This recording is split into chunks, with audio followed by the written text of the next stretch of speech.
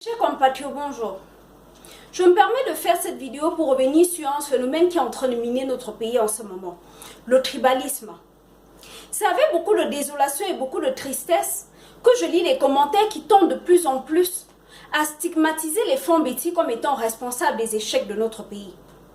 Je voudrais vous rappeler qu'en vous lançant dans ce genre d'amalgame, vous faites exactement le jeu de Paul Biya qui a assis son pouvoir sur le tribalisme, le népotisme, la division sociale. Avec ce genre d'attitude, ce que vous allez réussir à créer, c'est le clivage identitaire. Ce qui va générer le clivage social et la construction symbolique de l'ennemi et le rejet de l'autre. Or, ce n'est pas le Cameroun que nous voulons construire. Aucun groupe ethnique n'est responsable des échecs de notre pays. D'ailleurs, tous les groupes ethniques ont contribué avec Biya dans son régime. On peut débattre de la question de représentativité de tel groupe ou tel groupe, mais là n'est pas le débat. La question ici est de savoir que les politiciens ou la politique telle que Biya a instaurée au Cameroun est une politique tribale qui consiste à prendre sa tribu en otage pour des fins politiques. Les Betty sont prisonniers du régime de Paul Biya. D'ailleurs, la région du Sud est l'une des plus enclavées du Cameroun. Je doute d'être très fort que ce peuple ait bénéficié de son règne. C'est d'ailleurs ce que Charles Ateba et une paix à son âme appelait le paradoxe du pays organisateur. Le régime de Paul Biya a bénéficié à un clan. Et ce clan se recrute dans toutes les tribus du Cameroun, du nord au sud, de l'est à l'ouest. Mais le Camerounais lambda, nous pâtissons des mêmes douleurs. Nous souffrons des mêmes misères. Alors faisons très attention à nous lancer dans le jeu que Paul Biya a instauré dans notre pays. Pour ceux qui ne le savaient pas encore, mon combat ne consiste pas à voir un Bamileke au pouvoir ou un tel au pouvoir. Quand Nordis, quand Betty ou quand whatever prennent le pouvoir, qu'importe.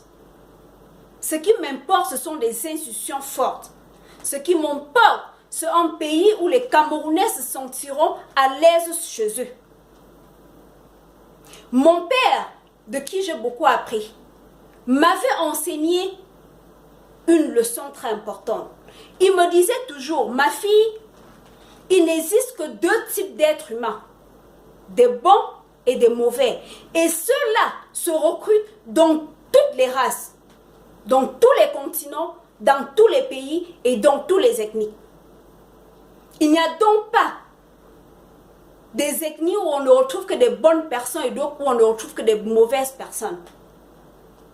C'est d'ailleurs pour cela que mon père, après son retour en France, où il a fait ses études, il s'est installé à Douala où il a servi son pays.